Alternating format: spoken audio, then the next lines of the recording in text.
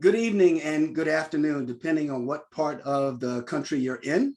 My name is Dan Gillison. I'm the CEO of NAMI, and I am very pleased and humbled to be with you on this evening. And first, I'd like to bring greetings from our board president, Judge Joyce Campbell, and our board. And on behalf of our leadership in the field, as well as all of our volunteers and the NAMI staff, we want to say hello, and we're so glad that you're with us on this evening. So Help Not Handcuffs, a day in the life, mental health emergencies, and police response. Our March 8th Help Not Handcuffs session featuring Ernie Stevens and Joe Smarro from Ernie and Joe Crisis Cops generated a great deal of audience interest. So we've invited them back to continue the conversation and answer your questions. Ernie and Joe, welcome back. And joining them are Dirk Butler from the Center for Policing Equity and Bruno from CIT International. And I will do a proper introduction of them in a second, but I wanted to do something administratively at the top of the hour. And that is to tell you that the HBO documentary, Ernie and Joe, Crisis Cops, is available for virtual screening from July 17th through the 24th for all registrants. Again, I repeat, for all registrants. Now, let me give you a quick footnote. This film includes a scene related to a suicide attempt. So please remember to reach out for support if needed. In a crisis, text NAMI to 741-741 for confidential free crisis counseling. And now, as we begin, I'd like to, again, I want to do the proper introduction of our panelists, but I also want to acknowledge the production team. Jessica Turner-Bunny, Nina Rickman, Omar Moad, and then also the team that is doing the translation, the sign language for us, Tamara Jackson and Jenny from HSS Professional Sign Language Interpreting Services. Thank you all for being with us, because your work makes all of this work for us. Ron Bruno, Executive Director for Crisis CIT International, excuse me. Dirk Butler, the President and COO for the Center for Policing Equity. Joe Smarro, Founder and CEO, Solution Point Plus. And Ernie Stevens, Crisis Resilience Specialist, Southwest Texas Regional Advisory Council, STRAC for short. So glad to have you all with us on this evening, and we're looking very much forward to this conversation. So as we make this a conversation, why don't we start out by each of you introducing yourself and telling us a little bit about your roles. So why don't we start with Ron? Ron? Well, thank you, Dan, and thanks again for inviting us to be here today. So my name's Ron Bruno. I'm the Executive Director of CIT International. And as you're going to hear from Ernie and Joe, my career basically was very similar to theirs. I have a 25-year law enforcement background and spent most of my time helping individuals and finding the help for individuals that were in crisis. I was also involved in developing crisis intervention team programming throughout the entire state, and ultimately became the director for the statewide program. With that, we look at the different types of crisis response systems, and I dedicated a lot of my time to doing just that. So I'm really excited to be here, especially with this distinguished panel. Thank you. Thank you for what you do, Ron. Appreciate you very much, and I'm so glad you're with us this evening. Dirk, would you tell us about yourself and your role? Without question, thank you, Dan. Good afternoon to everyone here. I'm extremely excited to be a part of this conversation. My name is Dirk Butler. I'm the President and COO, Chief Operating Officer of the Center for Policing Equity. Social worker by trade, and I guess a researcher as well at times, different points in my career. And the Center for Policing Equity is a nonprofit organization that works nationwide and soon to be international, doing work with different law enforcement agencies, community policies, decision makers, and community stakeholders to increase the public safety and improve the public safety and environment of Black and Brown communities. So as you could possibly imagine, this is a very important conversation for us, and one that we are, again, happy to be a part of. So thank you for having us, and looking forward to the dialogue. Dirk, thank you very much. You know, and congratulations on moving this not just domestically, but now internationally. So congratulations on that. And you mentioned an operative word that will be threaded through all the conversations here. You know, crisis intervention training all the way through all of our work. It's about community. So that's part of that connective tissue. So glad that you mentioned that in terms of some of the work that you do. So let me now go to Joe, the founder and CEO of Solution Point. Joe, tell us about you. Thanks, Dan. Again, it's an honor to do this for the second time with you. We had a lot of fun the first time, and again, I'm glad that you invited us back. My background is I was in the Marine Corps for 4 years and then was in the police department with San Antonio. I left there in 2020 because I had this business that I run full time now, and we're a national training and consulting firm that does everything from CIT to de-escalation throughout the country and in Canada. And again, just really excited for this conversation, the expansive panel beyond what we did last time, and just excited for the questions that you're going to lead us to. And it really is an honor for us to be here. And thank you again, Dan. Thank you, Joe, and appreciate you. And before I leave this and have Ernie introduce himself, one of the things NAMI always likes to open up our conversations with is to all of our veterans, all of our military personnel. Thank you for your service. So thank you, Joe. Ernie, introduce yourself, sir. Hello again. Like Joe said, it is an honor to be here for the second time. My name's Ernie Stevens. I was not a Marine, I was a Cub Scout, so I'm sure you're going to shout out to that as well here in a moment. But like Ron, I spent 27 years in law enforcement. It was NAMI that changed my career path. For those that have heard my story or have watched the documentary, I have to give credit where credit is due, and that is to NAMI and the family members that make up NAMI and make it what it is. I had never envision myself of being a mental health police officer. So the work that you're doing at NAMI has just been incredible and fantastic. Right now, what I do, I retired in January of 2021, and now my job is to program, manage co-responder units. So some of these teams consist of law enforcement and medics and clinicians. Some of them are just clinicians and officers. So we have a different array of approaches here in Bexar County and San Antonio. So I get to manage those, collect the data, and then report back. So again, I look forward to this conversation. Thank you, Ernie, and looking forward to hearing more about these co-responder units and kind of that ebb and flow of how they're selected and the different makeup of the units that you have. And I think that's very important as we get ready to go into the questions. And then we'll have an opportunity to also have questions from the audience. But just to kick this off, as I want to transition from those co-responder units to something that we just launched on this past weekend on the 16th of July, 988.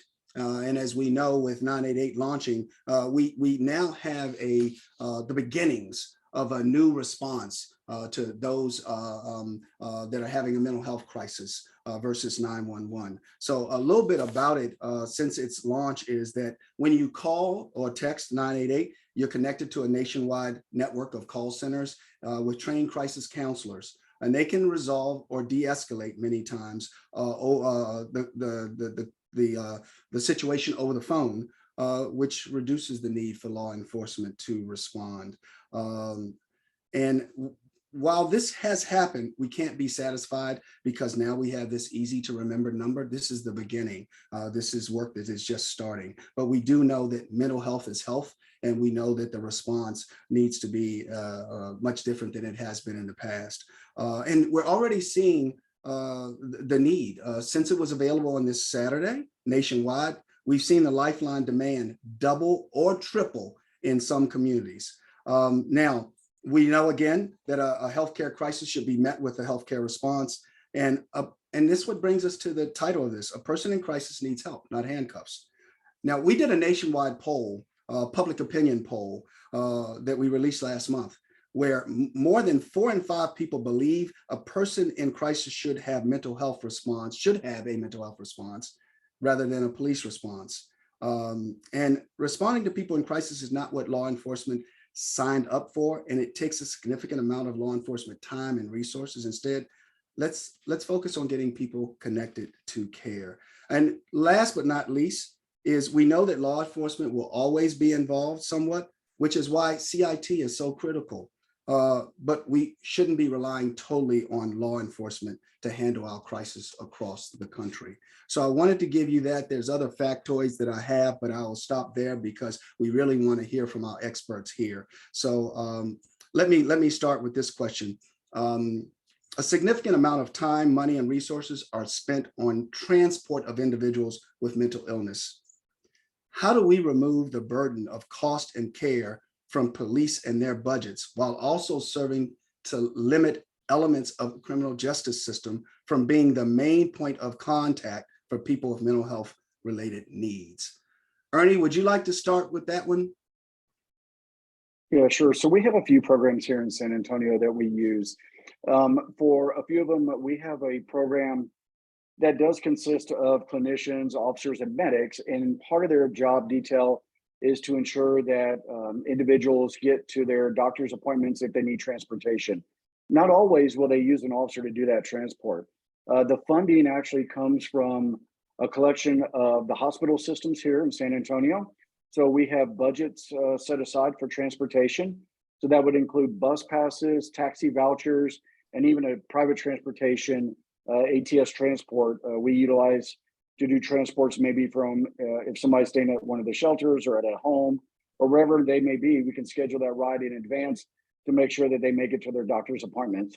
In some cases, an officer may be utilized, not very often, to do that transport, but again, it's much cheaper and more effective in some cases to actually have an officer who may be riding with a clinician, bring that person in real quick for their check-in with the doctor or their case manager, and then give them a ride back. And what that could do is negate a crisis that could come, kind of work this as a pre-crisis approach. So different avenues here. And what we've seen is a lot of good results with the transportation. Never been an issue.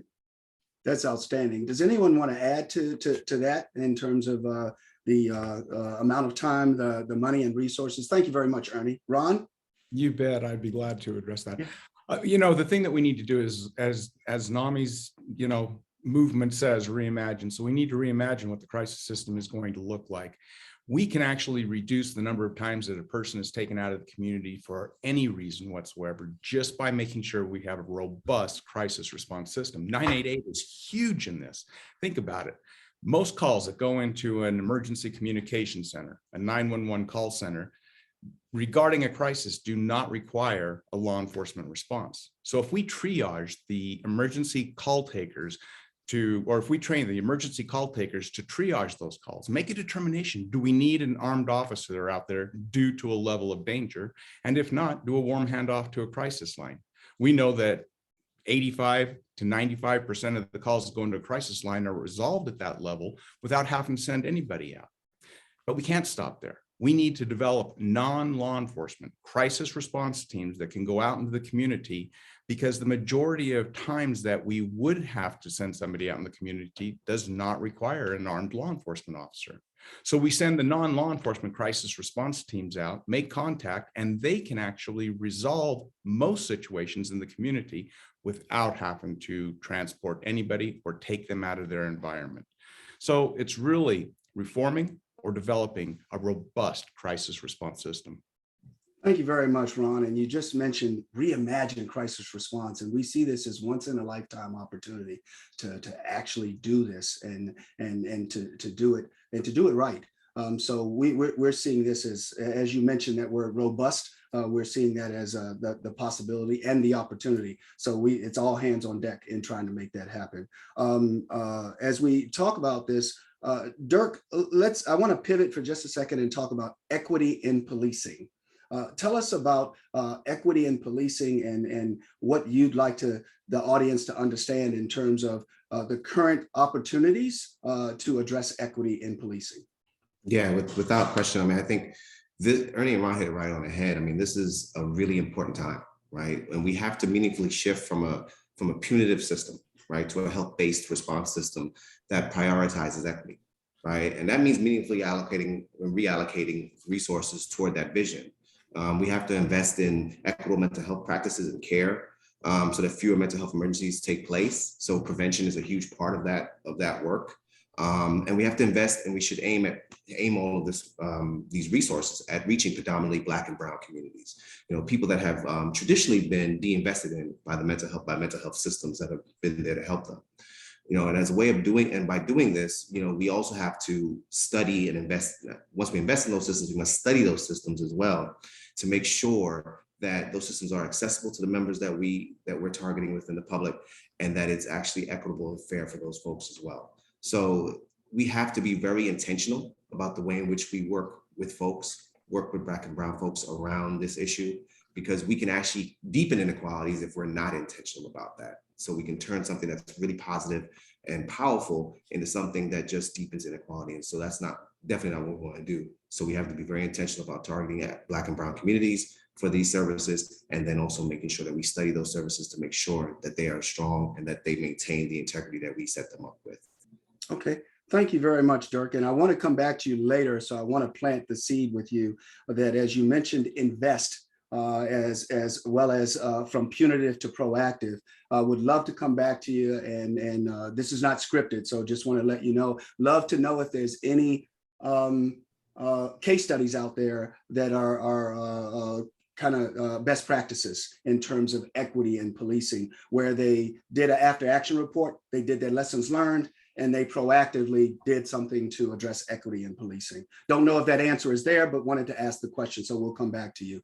Joe, I want to come to you. We talked about a significant amount of time, money, and resources are spent on transport of individuals with mental illness. And we also then asked the question, that was a statement, how do we remove the burden? You do training here in the States and in Canada. What have you seen in terms of the burden of the resources, the burden of the cost, and the burden of the stress on the professionals that you've been working with to help them with this? Yeah, it's a great question, Dan, and really the burden is at every intercept point, because dispatch needs to be resourced up. Law enforcement officers are begging for training and assistance. The hospitals are not equipped or oftentimes adequate to treat the people that are coming into their facilities. And then we don't have sufficient wraparound care. And the problem, I think, really, and this is one of my, I want to be very careful about not coming off as a naysayer, but I love that 988 is out, but it's also coming out on the heels of the Great Resignation. Staffing is at an all-time low across the country. And I know just from my own personal experiences in the states that I work in, that they're not staffed up. And it's a 24-hour system that lacks adequate personnel to actually be receiving some of these calls. And then the sad thing for me, Dan, which really ties into your question, is nothing is the same anywhere, like anywhere. And so every community is essentially having to look at how we can reinvent the wheel. To Dirk's point, if you have a community of predominantly people of color in the Black and Brown communities, it's going to look and feel very different than the entire Midwest of the United States, where it's a predominantly white communities and have different access to resources and care. And so it's such a complex issue that sadly, I think oftentimes will play a role in slowing down progress, because again, we're throwing great resources and hope at all of these issues, but we have to also be mindful, and I would say patient, because as NAMI knows, education and awareness is a huge part of everything. And there's going to be, I would say, a pretty slow learning curve. And one of the things, again, to go back to your first question, how do we minimize the cost and the time and everything that goes into those resources, is actually focusing, just like Dirk said, on the preventative side. How can we do more community education and awareness so that 911 is not being called when someone's in crisis, 988 isn't being called when it's not necessary, and that we have more of community supportive structure where people can go to, whether it's peer advocacies, NAMIs, like still the amount of people in my training that have no idea what NAMI is, even if they have a local chapter, breaks my heart. In 2022, because I've been in the game for a while, right? So yeah, when I ask people if they know of NAMI and they are like, what is that?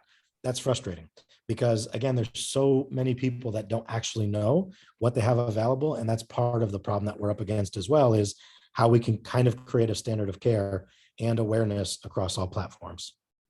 You know what, Joe, thank you so much. You talked about the community education awareness, and you talked about your concerns, and I want to come back to those in a minute because adequate personnel, reinventing the wheel, it's a complex issue, the heels of the Great Resignation. Some of the things you said I want to come back to because I think that what are we, day 3 on 988, and we need to really understand where we're not. And I want to go to Ron now. And Ron, one of the things I've been looking at over the last 2 years while we've been doing our body of work, and our Chief Advocacy Officer, Hannah Wesolowski, and her team just did an incredible job envisioning reimagined crisis response and creating this and being the convener, that it's just outstanding for NAMI. With that said, one of the things that I've been looking at is running on parallel tracks. And while we've been looking at 988, I've been looking for the buildup of crisis intervention training, both and versus either or, because we know that 988 is the long pole in the tent. We're going to get there, but it's going to take a while. So we need to be doing that crisis intervention training across the United States. What's been the temperament that you've seen for crisis intervention training? And what would you like the audience to know about where we are right now, and what's the importance of CIT training? That's a great question. And let me just start off by saying CIT is absolutely one of the most well-known programs at the intersection of criminal justice and behavioral health services to help people at crisis. However, it's one of the most misunderstood as well. And you really are hitting it on the nose. What do we need from law enforcement? What do we need from the training? And if you think about it, I mean, everybody has probably seen the incredible film, Ernie and Joe, Crisis Cops, and how tactful they are, how skilled they are at dealing with individuals in crisis. And what we need is more Ernie and Joes out there in the police department. But we don't get that through training. We get that through making sure that we go through a selection process. First off, the officer needs to self-select. Because if you look at Ernie and Joe, the reason why they're so good at it, and I will tell you, being a law enforcement officer, the reason I was really good at it is because we had the passion for it. We had the desire to help that segment of our society. And that's what a CIT officer needs. So first off, they need to self-select, then they need to be screened. The last thing we want is an officer out there that is going to be, predominantly responding to crisis situations that has a long history of excessive force complaints. And then the third thing is to receive adequate training. And that's where CIT comes in when it comes to talking about training, is really making sure that those officers receive the full 40 hours of instruction in a 1-week period. That isn't just, instructors coming from all over the world, but it is the instructors from that community. It is the mental health instructors that are coming in to teach those officers about the mental health system that they're going to work within. It is bringing in the NAMI and the other advocates to come in, speaking about lived experience to those officers. It is really about taking those officers and making sure they're going on site visits to see what the resources are there. And then not only just seeing what the resources are at those locations within their own community, but more importantly, talking to the individuals that are utilizing those resources, taking advantage of that. And that's really what we need to be looking at when we talk about training of officers. Ron, if someone is interested in that training, we want to know, how do they access the crisis intervention training? It's one of the questions in the chat. Absolutely, be glad to talk about that. So there's a couple of ways. Historically, what would happen is that one community would go to Memphis, learn the program, go back and start their own program, and then another community might go to that community, and it just kind of spread like wildfire. Kind of like the old game of whispering a message in somebody's ear, and it goes around, and then by the time it gets to the last person, it just doesn't look the same or sound the same. Well, that's what happened to CIT. So there's a few ways. Number one is that the Department of Justice has actually invested a lot of money in developing a 40-hour curriculum that can be utilized. CIT International was involved in the development of that kind of training. We now offer a train the trainer of that 40-hour course of instruction that really does follow the best practices of CIT and CIT training.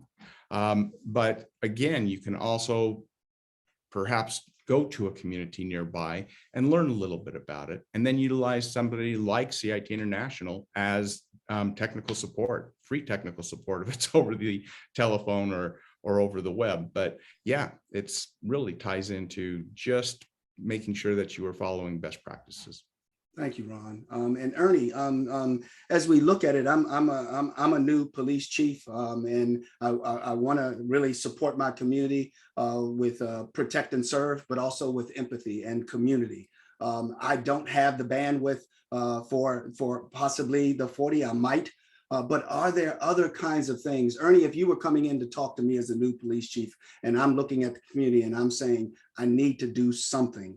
And I want to look at CIT, and I want to look at the portfolio. What would you coach me on in terms of looking at managing my community and mental illness?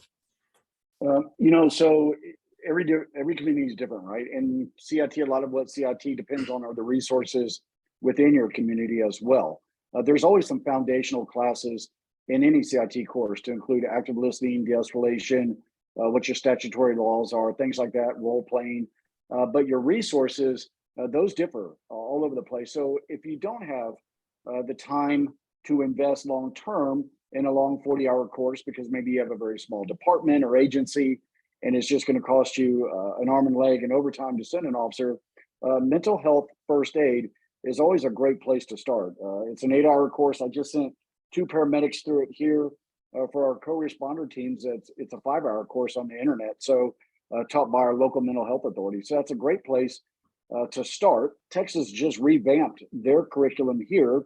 We had a 40-hour course, and now it has been restructured to a 24-hour course because we also have a 40-hour de-escalation course known as the Sandra Bland course. So things are very fluid and things change all the time based on trainings that are coming out, trainings that need to be tweaked based on maybe the narrative of the community, or are we changing things to meet the needs of a pre-crisis now?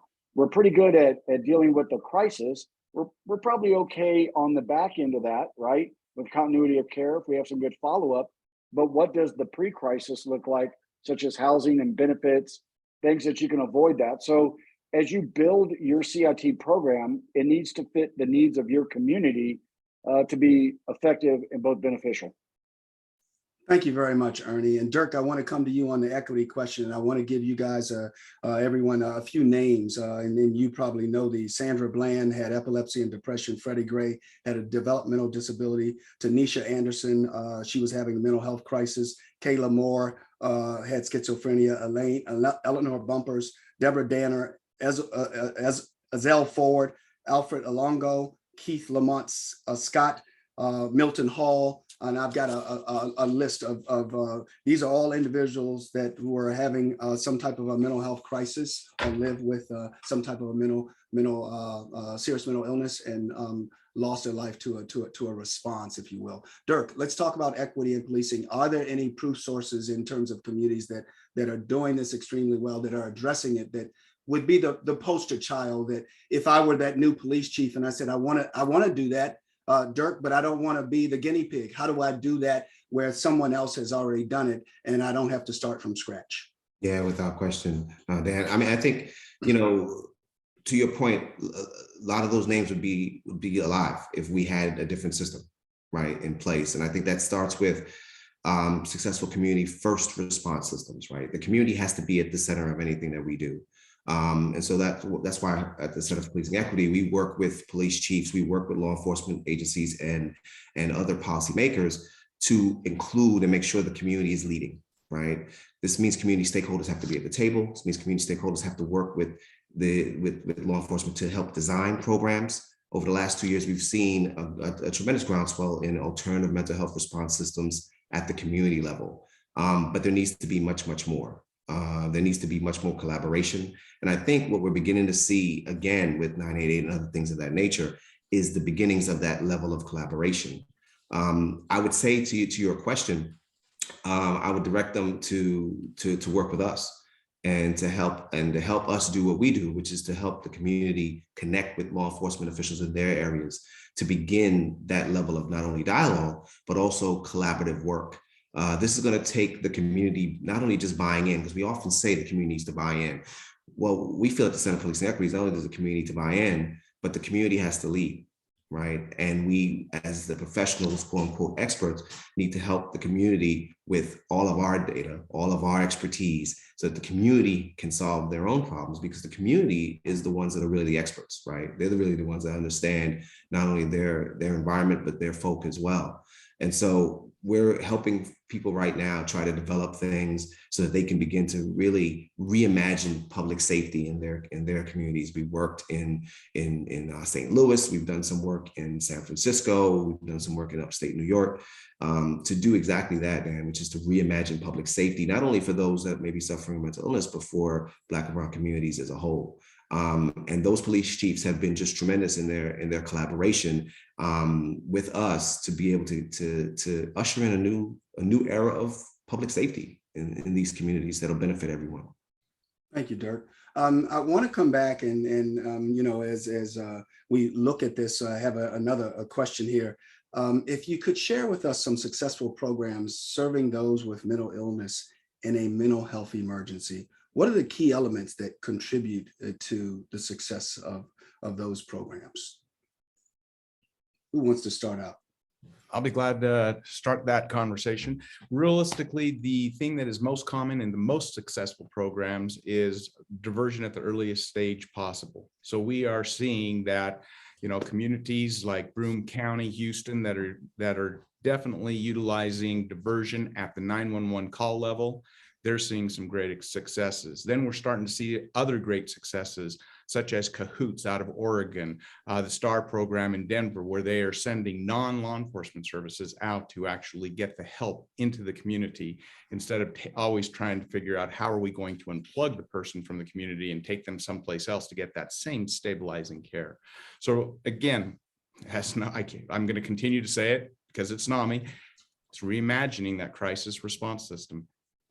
Thank you, Ron. And before I forget, because I may do that, we have a program called Sharing Your Story with Law Enforcement. And that's where we bring individuals in with lived experience to actually meet with law enforcement to talk about their experience from, you know, nothing about us without us, to actually share their experience in terms of with law enforcement. That could be an individual, it could be an individual and their family, and they actually make it personal, and it really does help law enforcement. It's called Sharing Your Story with Law Enforcement. So I just wanted to mention that program that we have, and it's with lived experience. And we've done it in many police commands, and we've seen real good uptake in terms of some aha moments from individuals actually sitting there, law enforcement professionals, and hearing from someone that many times looks like them. And it's something that they're moving so fast that they haven't had that opportunity to slow down and actually listen.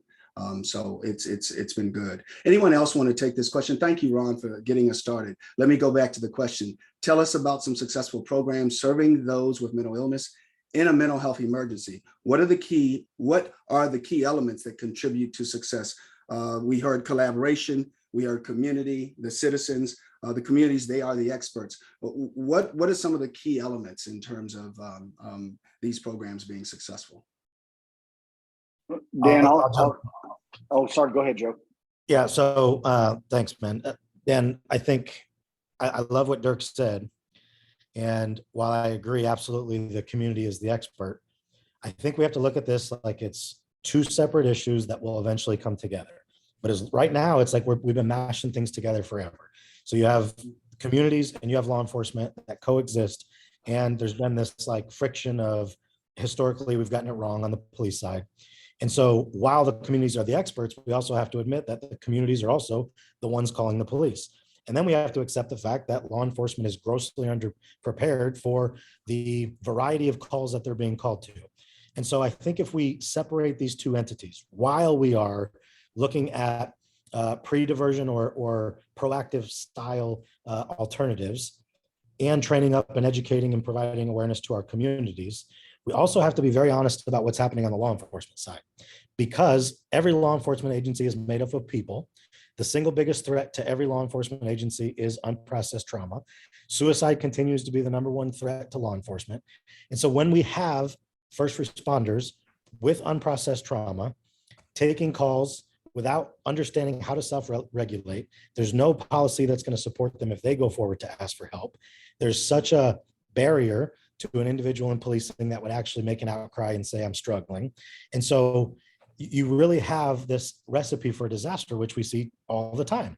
And so I think what the police department has to do is take individual responsibility and ownership on better prioritizing their own individual officer wellness. And I think if we really think about, because I look at it like this, every law enforcement agency, the training these officers get, they're always told, this is to better help the community. This is to better help serve the community. And my argument has always been, well, when does it get to be about me? When do we get to train to learn about us? And then I think if we reimagine that, police departments, if we prioritize the health and wellness of our own officers, they will become more stable. They will become more patient and empathetic, more compassionate.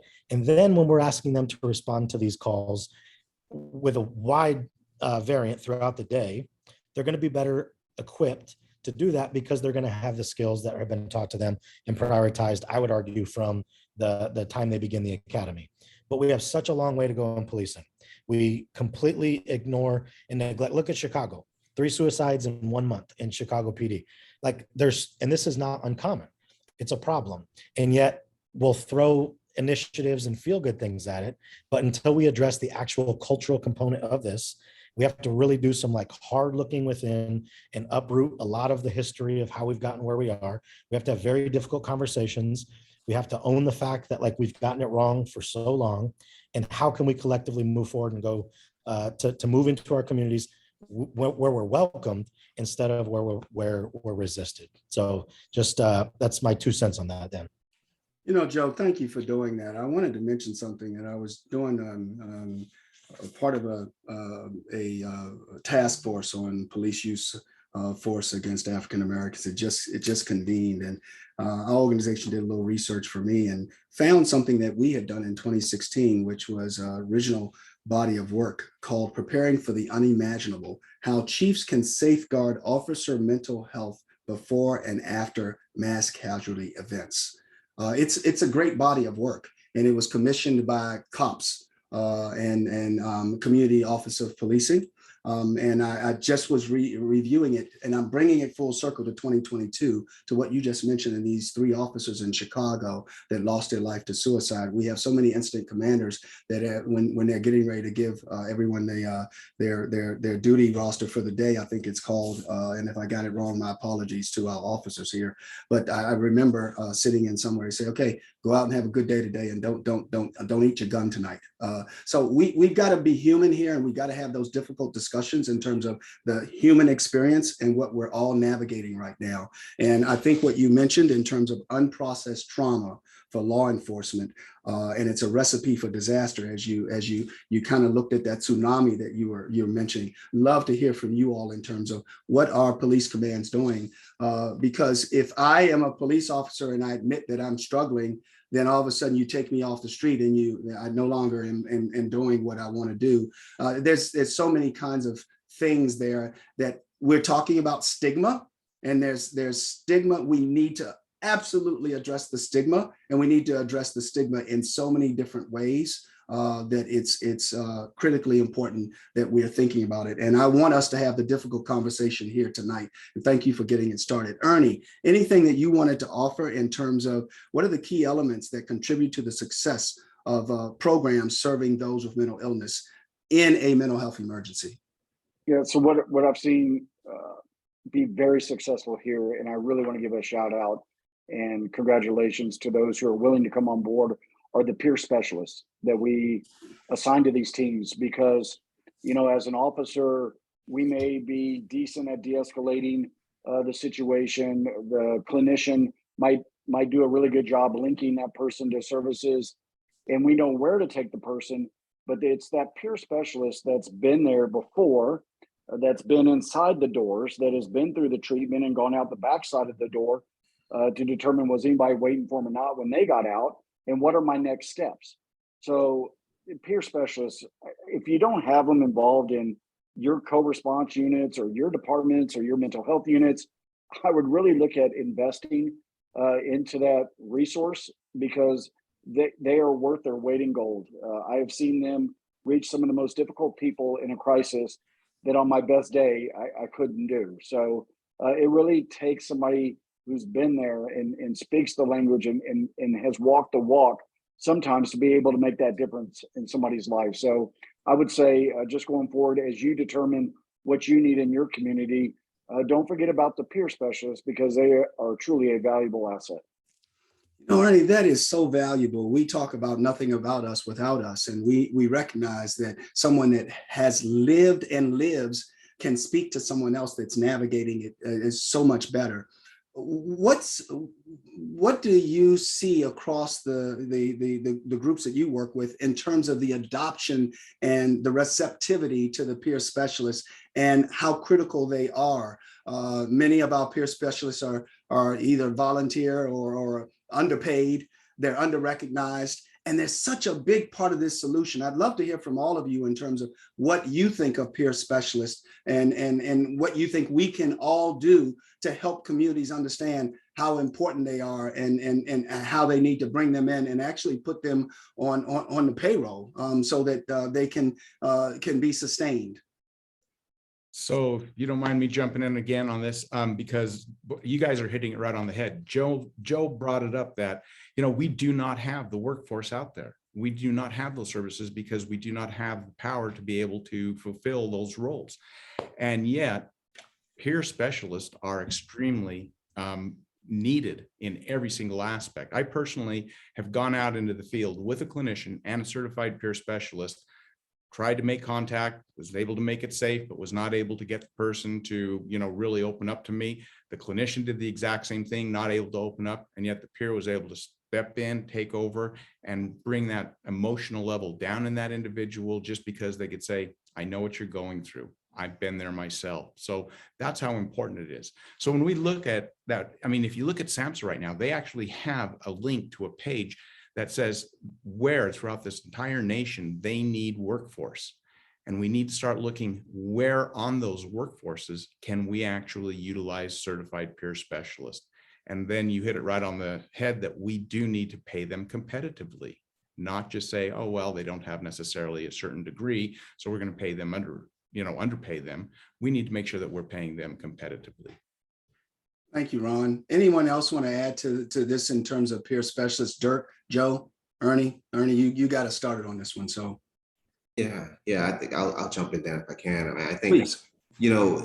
We really have to understand that, we have an opportunity right now to realign and reimagine what we're doing, right? And peer specialists are extremely important, not just actually going out and serving and working with folks, but also in the design and implementation of these programs as well, right? These stakeholders have been through things, they've had interactions with the police, they've had mental health crises maybe themselves, and so they understand better than most what it's going to take to not only help folks, but also make sure that folks get the additional aftercare that they need. So extremely important. And I think, again, to Joe's point, I want to underscore this and kind of go back there again, the important shift that has to take place in the culture of not only policing, but the way we look at the health-based system and how we look at law enforcement, right?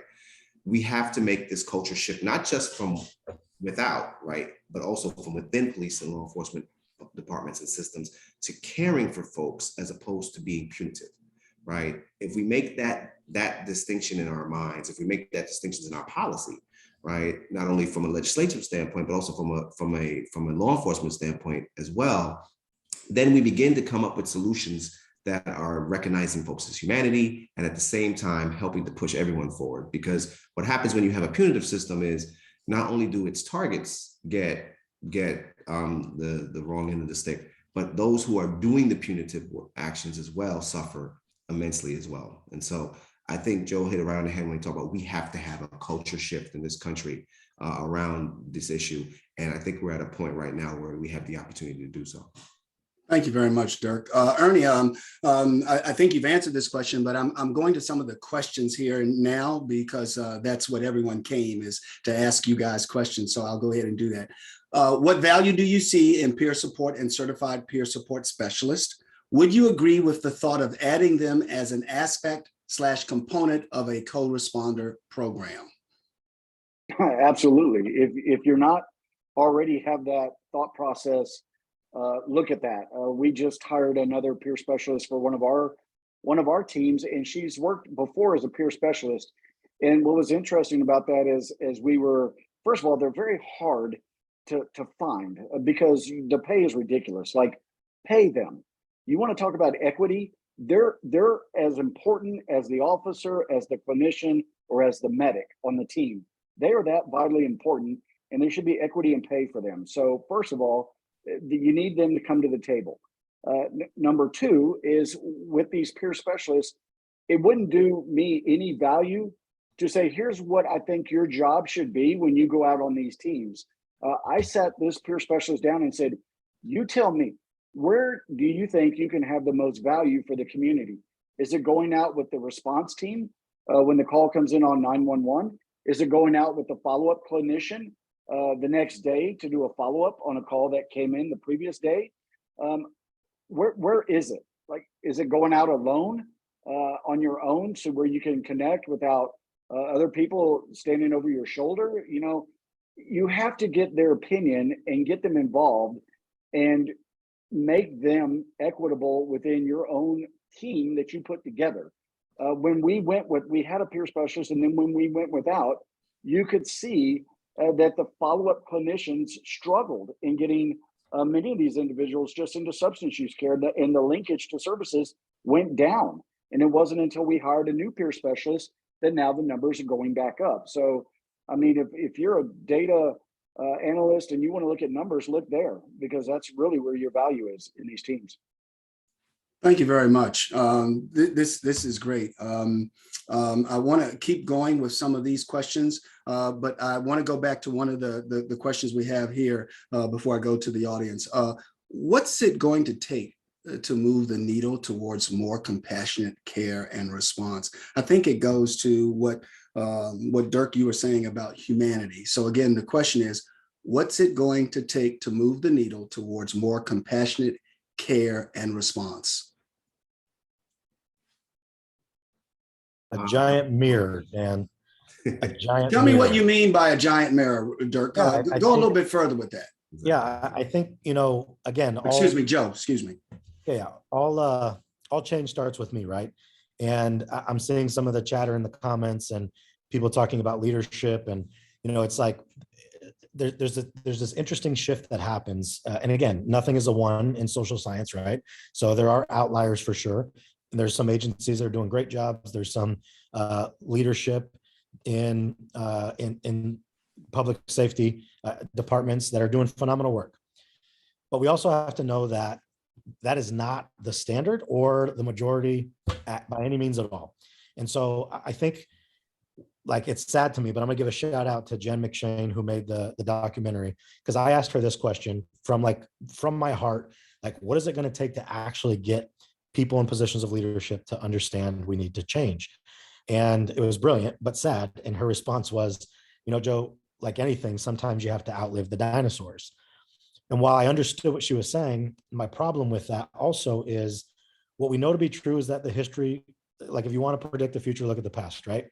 And so while you might have people with those 0 to 5 years or 0 to 10 years on an agency that are full of compassion and have all the empathy and patience, there's this interesting shift when they get into these positions of power and leadership. And because, again, like, I won't go too far on my soapbox because it's not relative to this, but one of the things we have to talk about when we talk about reimagining things, law enforcement has such a sad and low barrier to entry, and you get very underqualified people. Similar to, like, you're talking about peer specialists and not paying them adequately. Again, nothing is the same in policing, right? In certain states, and I don't want to dog anyone, but in certain states, at 18 years old, you can be a full-blown sworn police officer carrying a gun. Your prefrontal cortex isn't nearly developed. You're still impulsive. You're still irrational, but yet you have all this power and authority. And then you look at police academies, nothing's the same anywhere. Some are 9 months, some are 4 weeks, some are 12 weeks, some are 20 weeks. What are they training? Who's training them? And what I tell people is, it doesn't matter where you are in America. Anybody that calls 911, every person that calls 911, I promise you, they have the same expectation to get a first responder that's going to show up, treat them with dignity, care about what's going on, see them as a human being first, actually respond with compassion, And yet that's not the case at all because, I only had 9 weeks of training and 80% of it was how to breach a building and how to do high-speed pursuits. So like, I don't know how to show up and humanize this interaction. In fact, that makes me uncomfortable. I think I'm starting to feel an emotion. Whoa, what's an emotion? I don't know how to feel an emotion. And you have, I would say, a vast majority, because we know law enforcement is a patriarchal organization.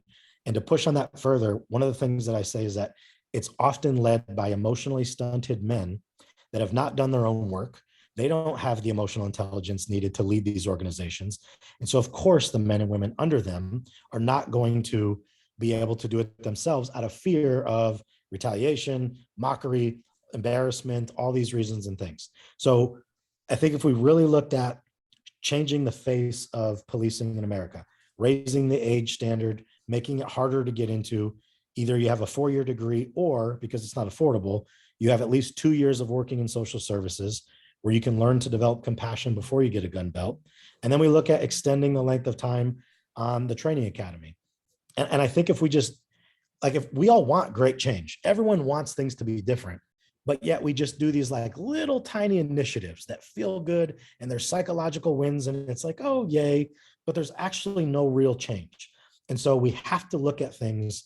And again, it doesn't have to be sweeping overhaul of everything, but we also have to be very honest and have difficult conversations about, we have to change the face of all of it if we expect the next 5 or 10 years to be different. And when I look at the future, I don't look at it like tomorrow, we need to do this better tomorrow.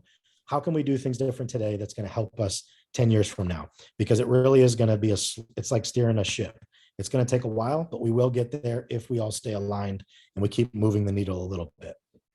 Joe, thank you very much. And you just mentioned the frontal cortex in terms of the development of it. So would you just speak to that one more time? Because I have a question I want to come back to you on that. Yeah, well, we know, I mean, for men, it's 26 years old. For women, it's 25 average. And that's our executive functioning, right? So we're still impulsive when our brain isn't fully developed. And if our prefrontal cortex is not fully developed and you have an adult at the age of 18 years old, it's similar in the military, which is sad when we send them to war. But in America, I would argue nobody's at war. There's confusion in communities and there's mistrust. There's no war.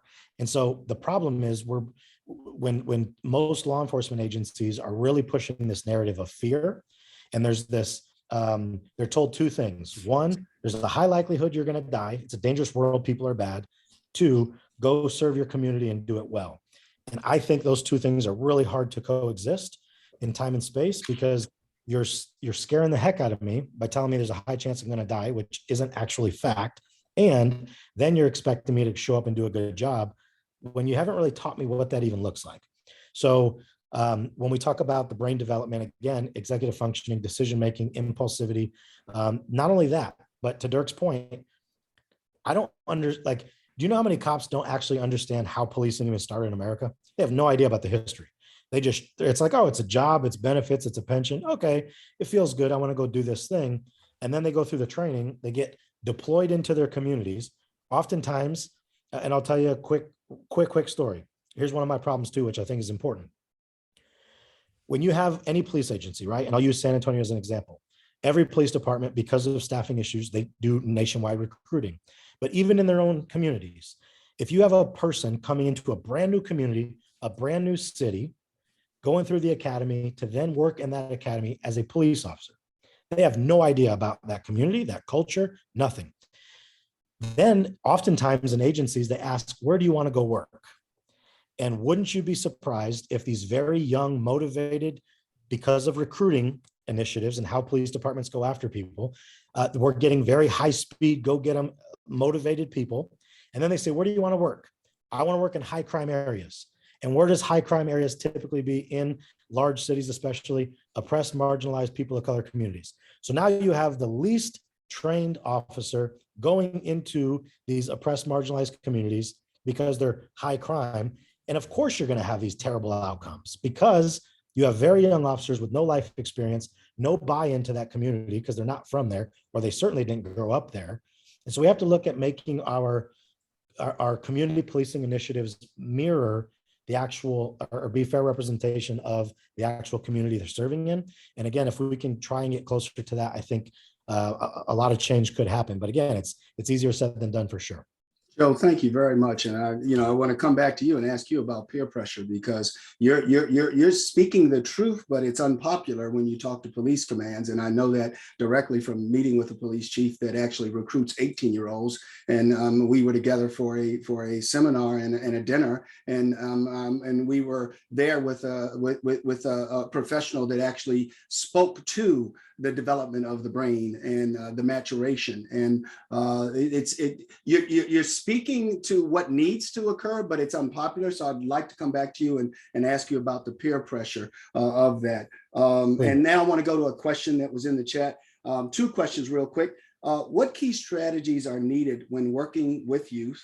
What trainings are needed, what trainings are needed and available for juvenile justice professionals? Anyone have any insight on training for juvenile justice professionals and what key strategies are needed when working with youth? Yeah, So, definitely. Ernie, we'll go with Ernie first. All right. So I'll jump in here real quick. Training is key, right? We've been harping on CIT training quite a bit and the importance of that. We've also developed, probably like many other departments, CCIT, which is Children's Crisis Intervention Training. And we really key on the types of behaviors that you would see involved in adolescence, right? And then in doing so, we're not just training the officers, we're training the school staff, we're bringing in the principals, the school nurses, the resource officers to really get them all to be on the same page. Right now, I can say in Texas, I don't know about other places, but we are in a critical stage of helping those in the foster care system. They're being placed in what's called CWAP, children without placement. They're putting these kids in hotels with a case manager that might check on them once a day. They're constantly running away. There's unprocessed trauma. We are at a critical stage here to really look at, and if you look at the rate of suicides in adolescents now, making that a priority. It's got to be a priority because they are our future. So as we invest not only into pre-crisis and looking at diversion programs for adolescents, creating and establishing more resources that are available to them, but also, looking at the training that we're giving, not just the officers for CIT to go out there, but who are we training within our own schools that are responding to these crises? Because I've worked for 10 years, my off-duty job was in a school. And anytime a child would go into crisis, it was looked at as a discipline problem. So I would have to respond with a vice principal. The vice principal would take them, remove them out of the classroom, and now they're suspended for misbehaving. When in fact, maybe they were up all night because they witnessed their parents fighting or this or that. And there was no time to discuss this with the child, what's going on, let's peel the layers back. Let's find out if we can't just kind of restabilize you and get you put back into class and find out what do you need from us. Because these principals, just like any other job, they're so busy, it's looked at as just a discipline issue and not an opportunity. So we need to look at these children as an opportunity to do better within our own communities. Ernie, we need to kind of replicate all four of you all, and we need multiple Ernies, multiple Joes, multiple Dirks, and multiple Rons. Because let me just go back to what you talked about in the schools. And my wife was an educator for 30 years, and I saw this in many situations where, she'd tell me about a youth at her school, middle school, and I'd say, oh my gosh, they just addressed the situation, but they never got to the root cause.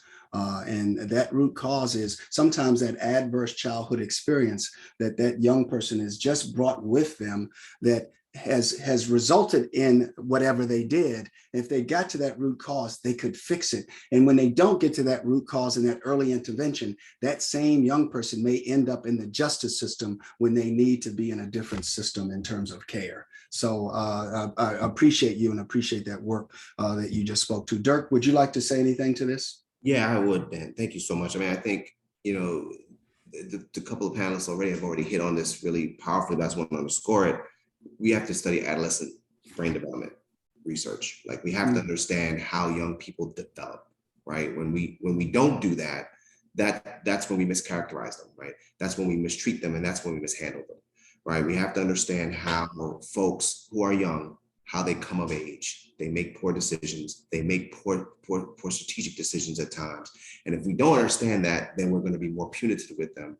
And I'll say this, it becomes life and death when we talk about black and brown young people, right? There's been research that's been done that talks about how black and brown youth are seen as being much, much older than their white counterparts, right? So that means you may see a 13-year-old boy or a 13-year-old black girl, and people see them as adults, right? They physically see them as older, right? And thus treat them as adults. And I think this exacerbates many of the problems that you heard Joe talk about when you have all these issues as a young police officer, these traumatic issues, these that people are telling you and grooming you basically to be punitive. And then you go into a community where you've been socialized to see black and brown children as older, then you can see that's a recipe for extreme disaster. And that's what we have. So we have to study adolescent brain development. We have to study our own implicit biases of how we see specifically black and brown youth, right? And I would encourage many folks to take a look at positive youth development,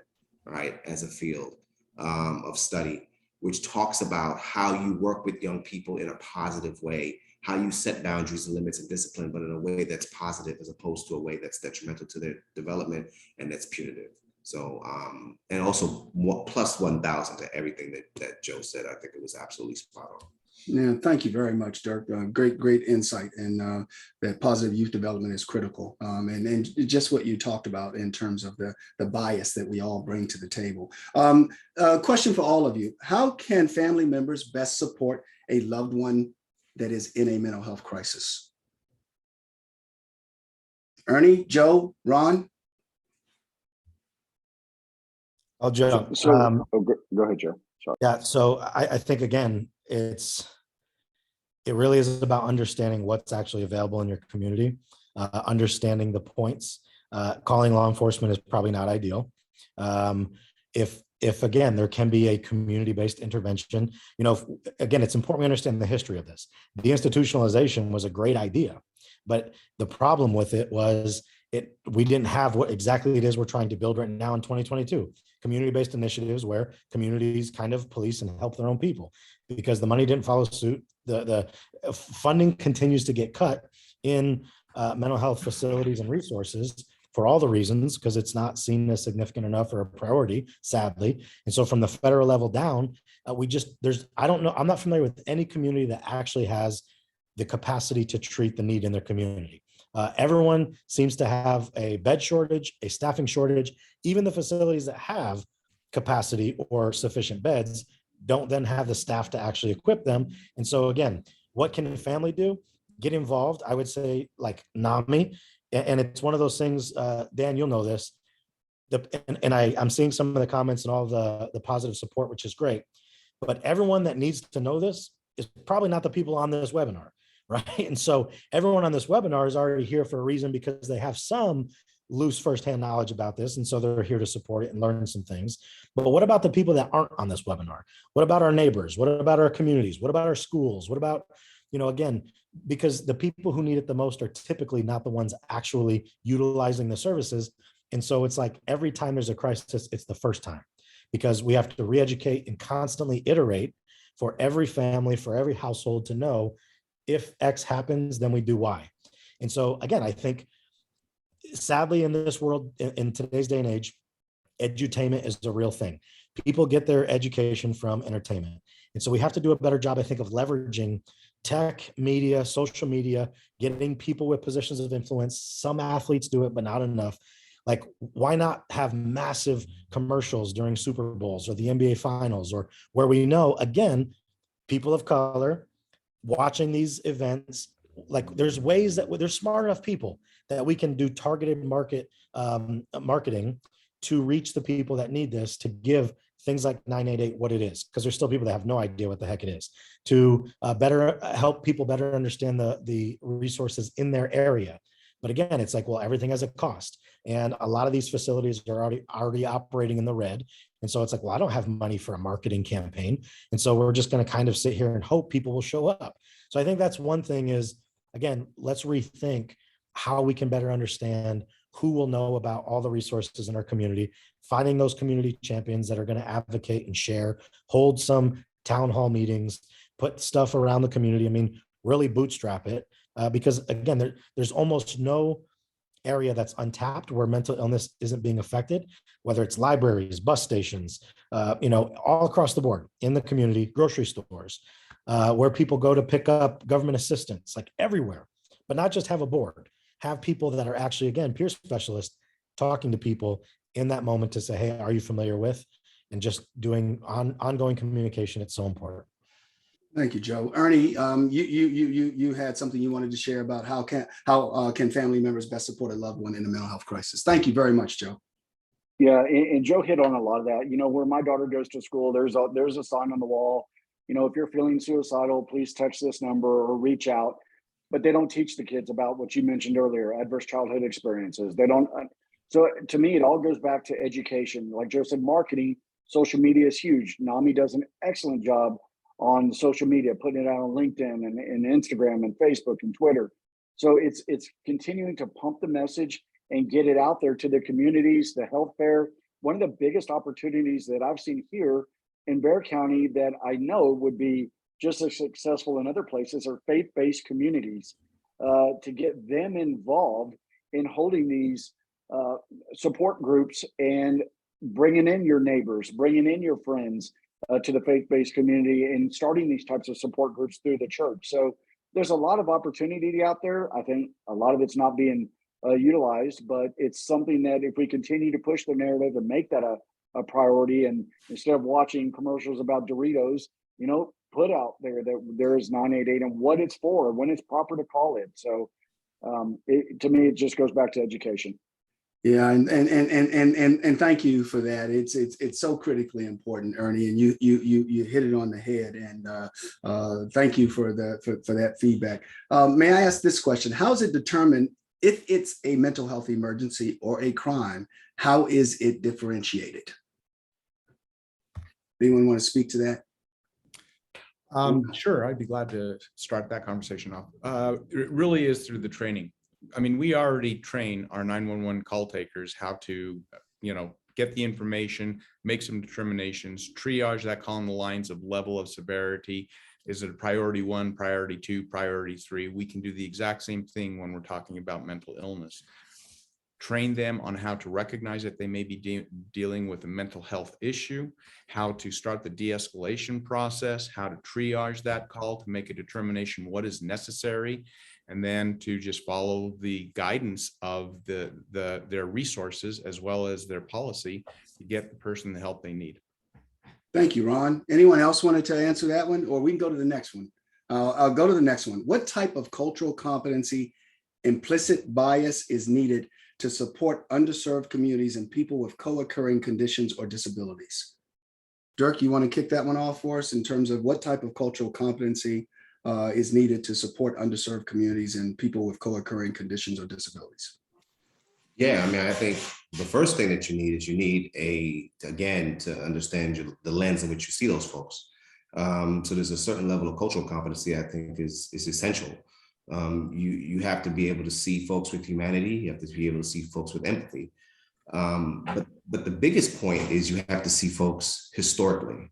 I think oftentimes we forget the kind of collective historical trauma that groups go through, and the way that they show up, right? Because folks don't just show up with their own selves. We wish they did, but they don't. Sometimes they show, and oftentimes they show up not only with community traumas, but they show up with family traumas, and they show up with collective cultural traumas, right? That they've had to navigate. And so you have to understand, I think if you're working with folks in any capacity, you have to understand historically where those folks come from, what types of traumas that they may have had, types of traumas they may have had with your group historically, so that you can best service them, because people don't just show up as themselves. They have quite a bit of different experiences with them that are collective. So I think that's the biggest piece. You have to have that cultural competency piece, but you also have to have some historical knowledge about the folks that you're working with. Thank you very much. And I'm going to go to this next question. Before I do that, I want to go back to Ernie and just say, Ernie, you mentioned another group of first responders, our faith-based leaders. And I wanted to mention to you that we're doing a national conference called Pathways to Hope. And it's a national conference. And we want it to be more tangible, Joe, than just that word hope. But we're calling it Pathways to Hope because we know that if we don't make you hopeful, you're hopeless. So we gotta do that. But we've got a full community of faith-based leaders that are a part of this Pathways to Hope National Conference that we're having.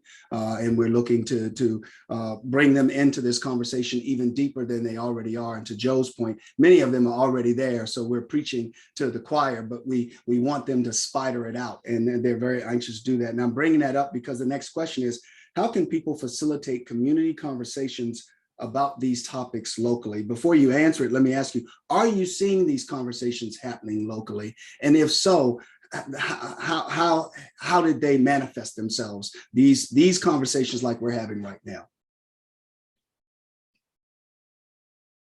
Ernie?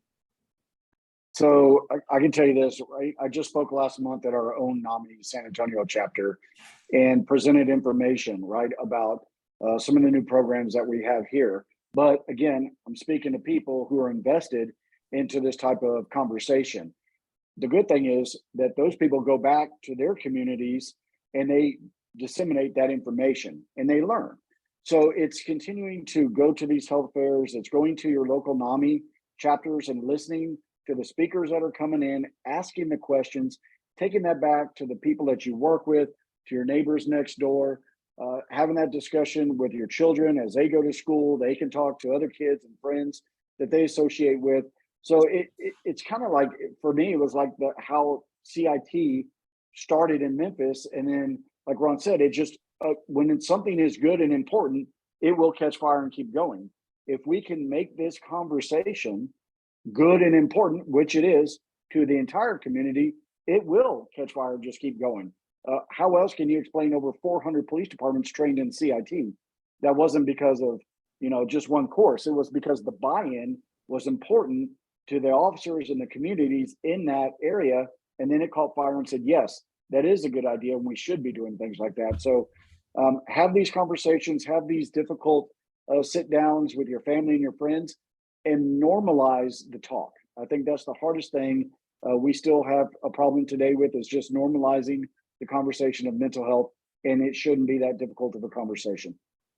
Yeah, this stigma is discriminatory, and we gotta get rid of the stigma, and we gotta get rid of the stigma on all sides. And this is a part of having those difficult conversations. And Joe, you were talking about that. Ron, did you want to speak to this last question? How can people facilitate community conversations about these topics locally?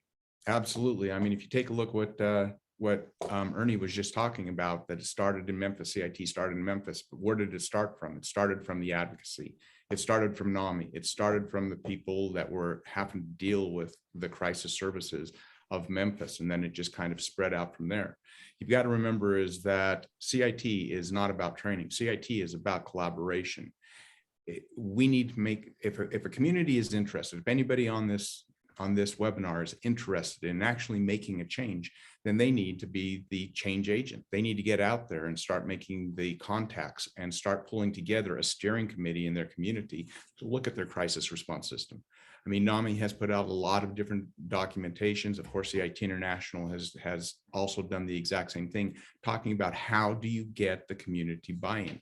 Then how do you get that strength and take it to the police departments and talk to the chiefs and the sheriffs and say, we need your buy-in, not your ultimate leadership, but we need your buy-in to work with us, not tell us what we need, but to work with us to help us redevelop, reform our crisis response system.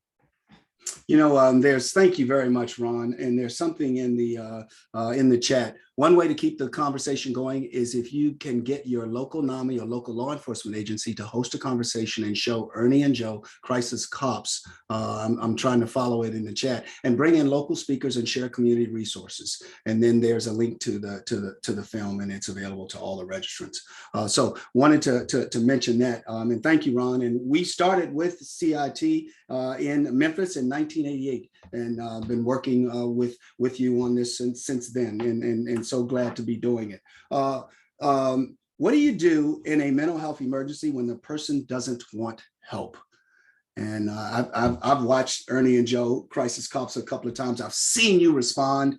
And I just want to ask that question again, because I think that as the subject matter experts here, you can speak to it. What do you do in a mental health emergency when the person doesn't want help? You love them. And I know you're going to ask me to elaborate, Dan, so I will. What do I mean? And I don't say that like flippantly or tongue in cheek on it. Like truly, because if you understand human behavior, and if you understand, to Dirk's point, history, why is it that someone that is in a mental health crisis would not want help? Probably because they had a negative experience in the past, or because they're afraid of what's going to happen, or because the human brain craves to know what's going to happen next. So these are all things, again, that the more you know, the better you can do with it. And so when I say love them, it's like just allow there to be a safe space for them to feel however they feel. Again, the problem becomes when people get uncomfortable with emotions because they don't know what they are. And so if I ever dealt with someone that was like, I don't want to go, or I refuse to go, or there's no way, and heck, I'm leaving my house, you will not take me. It's just about slowing yourself down, realizing that it has nothing to do with you, hopefully, unless you're doing a terrible job. And really just, again, showing them, like, and I tell people, you can throw every resource in the world at somebody. If they don't trust it, they're not going to use it. So instead of telling someone about a resource, if you can, and this is back to the peer specialist, and I say the same with law enforcement. Don't tell me what's available. Show me how to use it. It's sad to me when people are like, well, I don't know how to ask for help, as if there's some right way to do it. And so I think, again, to go back to really, if someone says, I don't want to do it, whether it's a family member, it's the person themselves, I know I need help, or I don't know I need help, but we all know that there needs to be an intervention point. It's not about, because we know if we force people into treatment, they're probably not going to do anything with it.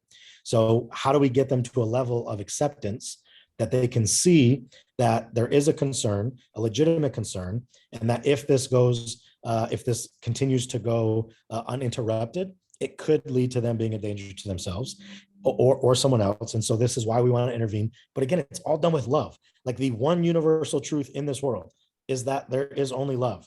And everyone that's operating outside of that is simply because they forgot, right? And so whether you're wearing a badge and a gun, you're a peer specialist, you're a counselor, you're an ER doc, you're a NAMI advocate, love is universal. And when we can learn how to express that and get out of our own way of being uncomfortable or feeling of embarrassment, again, I think, like, this isn't a theory. All right, Dan, Ernie and I were partners for a long time.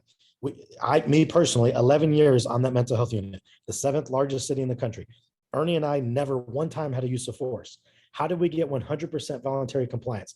And I actually did the numbers in my own time. Ernie did longer than me. So his was probably closer to 9,500 contacts. But I broke down average calls per day, per time, over 8,400 contacts, and never one time using force. How is that possible?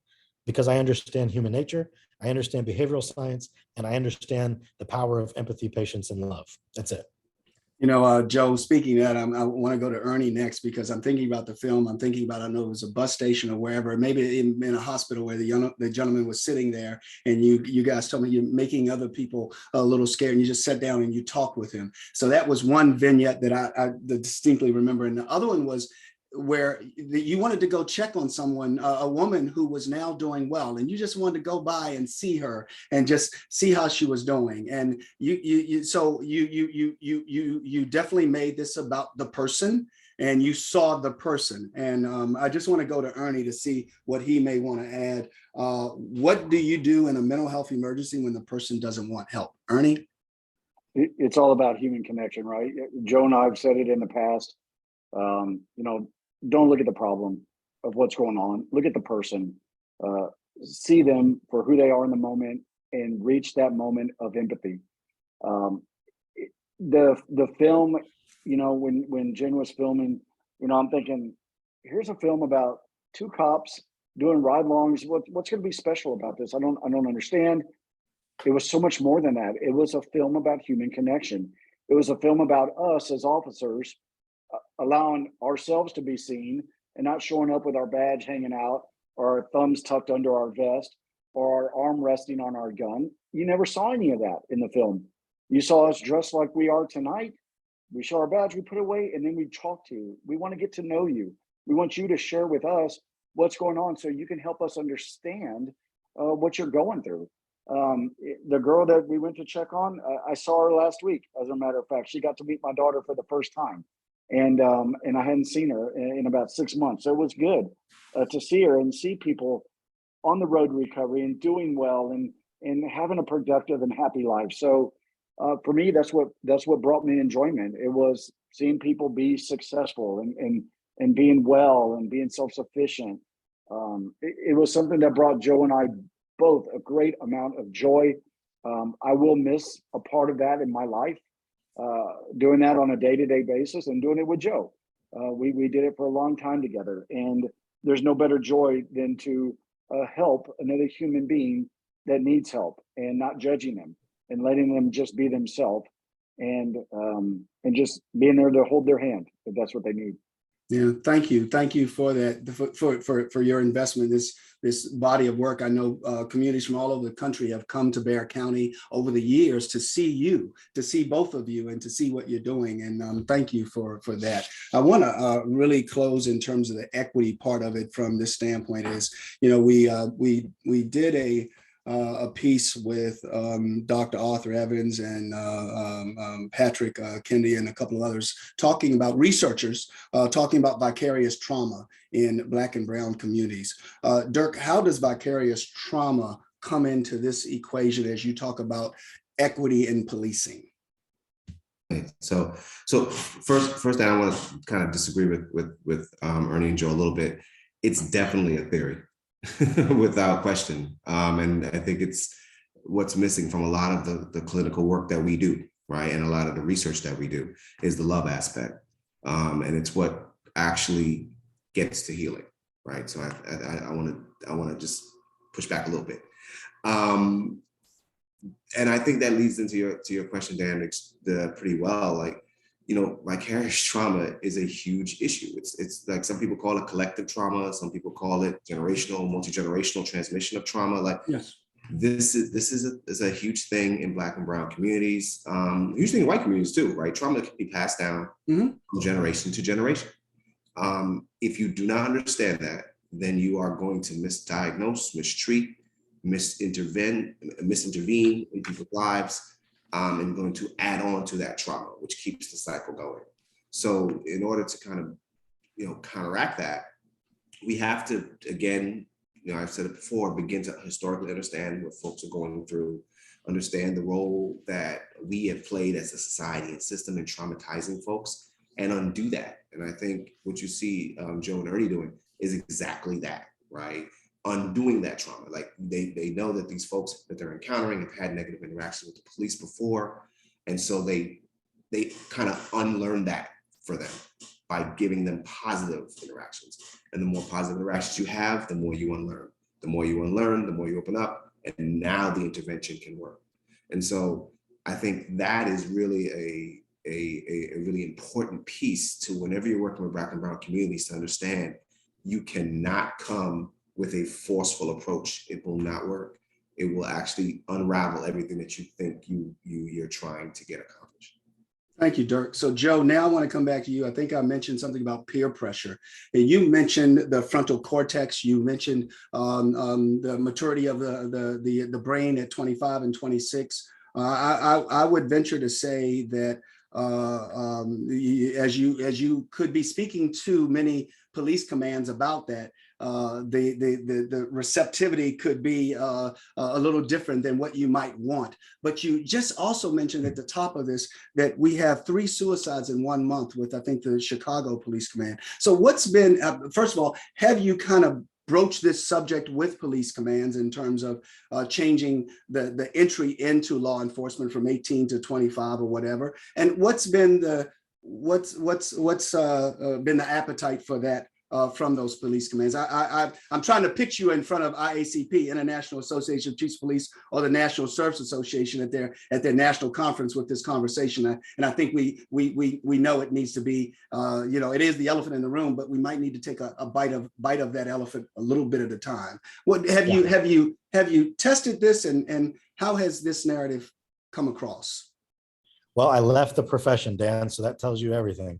It's one of these things where, while I'm in a great space, I will say that it's a sad reality that due to, I didn't have incredible support because of the way I think in my own agency, yet I was invited to NYPD and with Chuck Wexler of Perf, Jimmy O'Neill, the former commissioner, and it was frustrating to me that I could have a voice in other areas, but not mine. A few weeks ago, I was in Vegas at the International Association of Campus Law Enforcement Administrators, IACLEA, a lot of police administrators for all the universities, which is also, it's sad, but they're a forgotten about entity oftentimes, because that is the most prominent age for someone to have their first psychotic break. And now you have police departments at these universities that are, again, under-equipped, under-trained, don't really know what's going on. But I also speak at the IACP Officer Wellness and Symposium, and I say exactly what I just said. And we'll be at the one in Dallas at the end of this year. So it's, to answer your question specifically, Dan, it's one of these very bizarre things where there'll be some collective pushback of, oh no, what is he saying? And then they'll pull me to the side after and say, Joe, I love what you're doing. I love what you're doing. I've been diagnosed with PTSD as a police chief. If anyone found out, I'm terrified of what my community would do. And that's why I do what I do. One, I want to eradicate suicide, but two is I know we tell people, and this might not be popular, but I think one of the most difficult professions right now in America is that of a police administrator, to do it well, to actually be a good leader, to take care of the people in your command, but also to be a good police chief within your community and meet the needs and the pressures that are being pushed on you from there. And so there's a constant push-pull. And so how do you do that well? It's got to be difficult. But one of the things that I think is super important, and people often push back, I'm like, well, you're talking about raising standards and like making it harder. We're already super short. We're already having a hard time hiring people. Our pool is already selective. So if you do this, and if people actually catch wind with this and they agree with you, I'm afraid of what that's going to mean. And my answer to that is, if we actually did this right, we wouldn't need 800,000 sworn police officers. If we actually reimagined, and police officers weren't expected to be marital therapists, parental advisors, mental health experts. And again, I'm not saying they should only do law enforcement either. I think law enforcement should be an obsolete term. I think we really should get back to peace officer or community peace officer. But law enforcement is a very black and white term, and I think people take it literal, which is unfortunate. And so if we actually reimagine this, if we raise the standard, because what I didn't say was, I also think we need to raise the pay. Police officers are expected to do a very difficult job. And so what if we had a minimum wage of $85,000 a year, because it's a zero mistake game, and you had a four-year college degree, or you were older, more qualified, had life experience? I would pay you well. The other thing I say is, since we want to be a paramilitary organization, what if we actually looked at policing through doing 5-year contracts, just like we do in the military? And then at those 5 years, we'll reevaluate collectively. Hey, turns out you're not a good fit for us. Take care. We don't want you. Or you're a great officer. We would like to re-up you. You get leverage. You want a promotion. You want to go to a different shift. And there's a collective buy-in to say, because here's what I know, Dan. We've got roughly 800,000 cops. There is a healthy percentage of people in policing that have long overstayed their welcome, that need to leave but won't.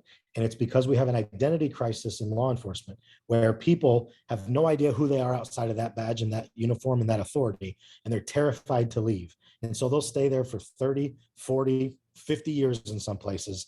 And it's absolutely absurd to me that they won't leave it, because then they're terrified of, well, who am I outside of this? It is their identity. So it's also, so we're looking at their mental wellness, and we're going to go, and thank you so much, Joe. I want to, Ron, there was another question that we wanted to get to real quick. So if you could do it in 60 seconds or so, what advice do you have for NAMI leaders and staff getting the conversation started about CIT?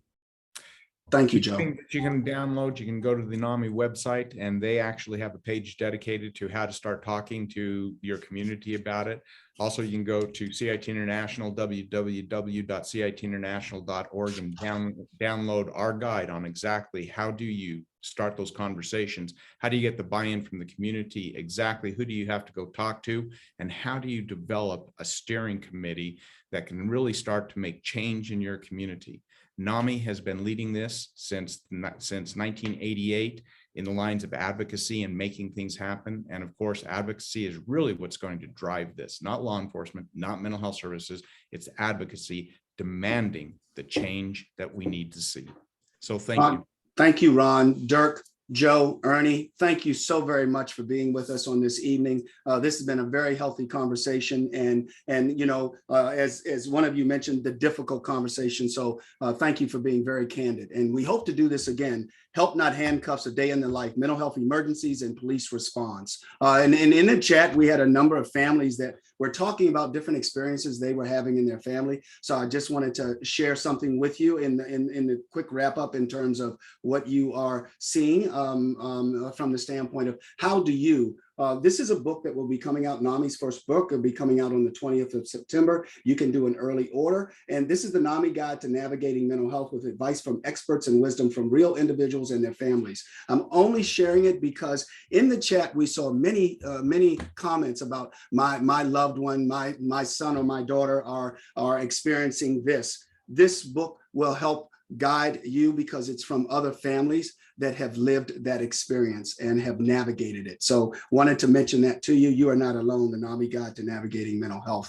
To all of our experts tonight, I hope you will come back because this was fantastic. And I love us having the difficult conversations because if we don't challenge ourselves and have those conversations, who will? So we wish everyone the best. Thank you very much for being a part of this on tonight.